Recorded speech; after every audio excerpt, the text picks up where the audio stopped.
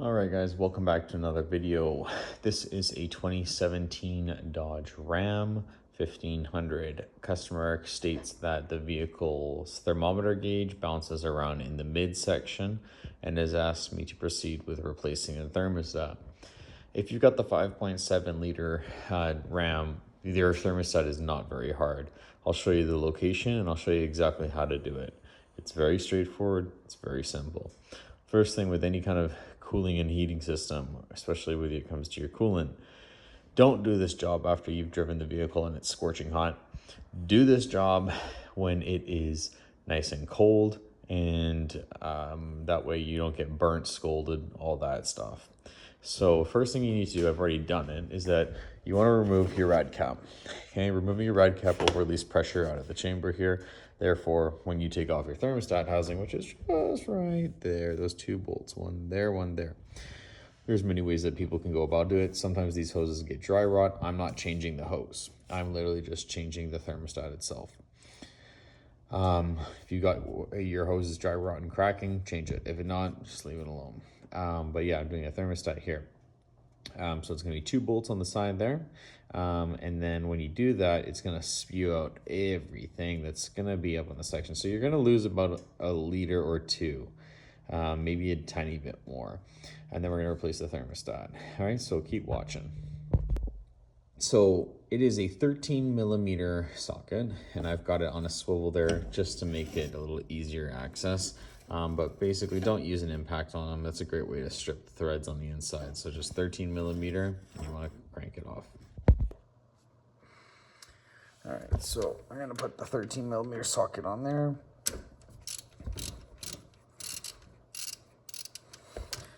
Crack that one loose. Crack that one loose. Let it drain.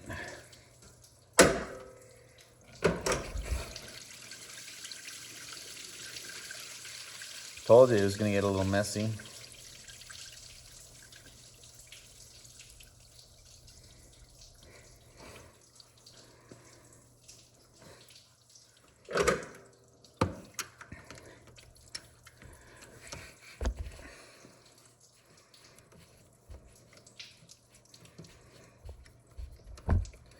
I might cut the video real quick here and put it into when I got these bolts off, because nobody really wants to watch anybody take bolts off. That's just boring. Unless I get this off in the next 5 seconds, I will be cutting the video.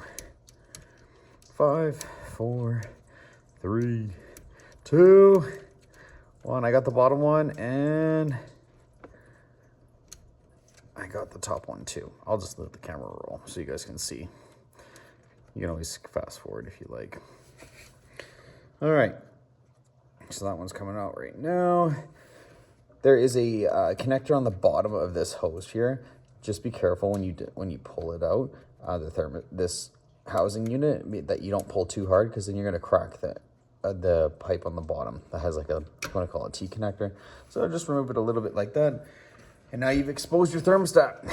That's your thermostat here. When I pull this out, some more should come spewing out, because that spraying was just from this pressure side, not this pressure side. So you can use a flathead, you can use your fingers. It all depends on how stubborn and stiff it is. This one's pretty stubborn and stiff, so we're gonna use a flathead.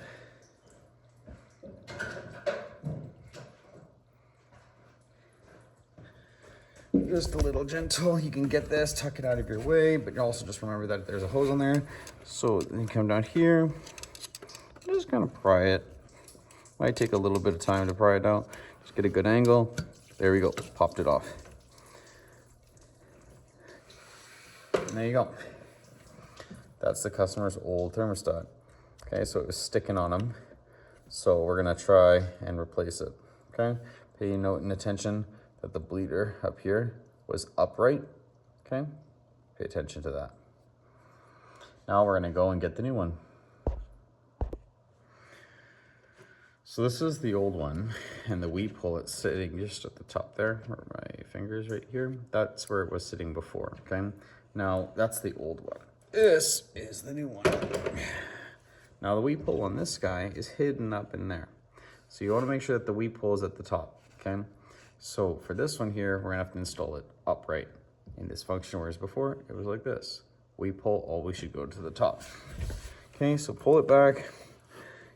Check it, make sure the seal's okay. There's no issues there. Make sure your seal's okay because you don't want to put it on and then have it leaking. So we pulls at the top right there. Okay, and just like that. It's on. Okay. And then you line up your hose there on top. Sorry, the camera's a little off. Yeah, sorry about that, guys.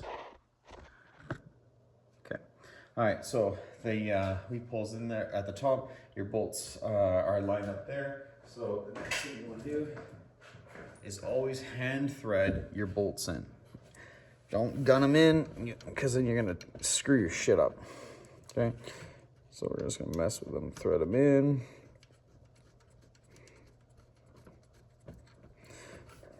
Finger tighten them.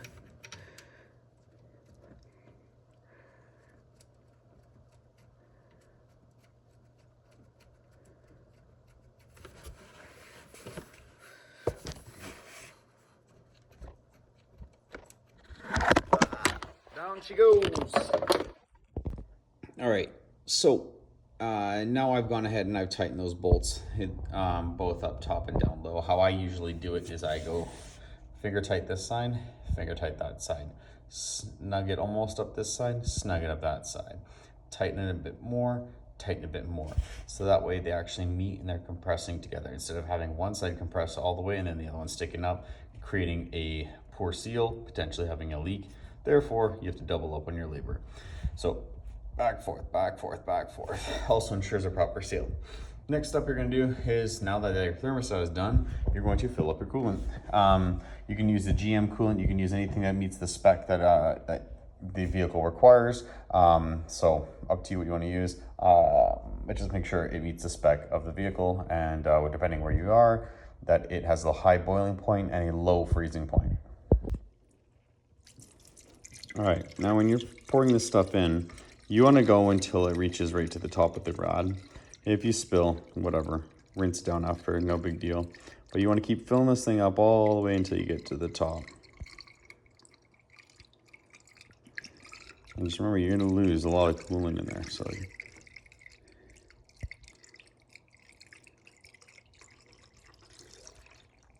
and here she comes. Get a bubble in the way. And it's going to sink back down. You get the gist, fill it up, and then once it's full, I'll show you the next step. So you filled your rod cap up to the top. You're not done. Now you have to bleed the system.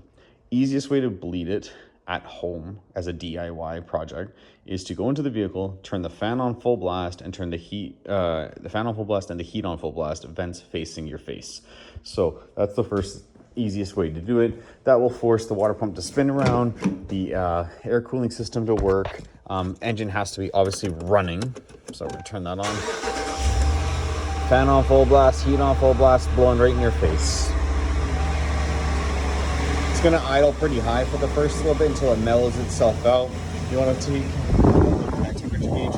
Once it's all mellowed itself out and there's no more air pockets coming out of there, you wanna go for that final drive so your water pump can do the rest and make sure that all the air bubbles have worked themselves back out. Okay, and as you can see, drop right back down. So you want to fill it up, keep that process up. Now, you want to keep filling it up to the top until it stays up there.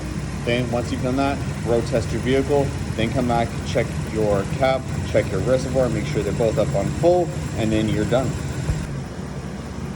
All right, guys, thanks for watching. That sums up how to do a coolant thermostat on a Dodge Ram. So it's very straightforward, very simple, very easy. If there are any questions or comments, please fire them down in the comment section below. Again, please like, subscribe to the channel. It really helps grow it. And if you guys have anything else that you are working on or you want assistance with, happy to do it and make a video for you to follow. But yeah, after it's all done, I usually rinse all it down because you want to obviously get rid of it. So this is all water that you can see, and I'm going to go road test it right now, just to make sure that the water pump is doing its job and that the coolant thermostat is exactly where I want it to be on temperature wise. And that's basically how you do it. So thanks again for watching, and see you on the next video. Take care.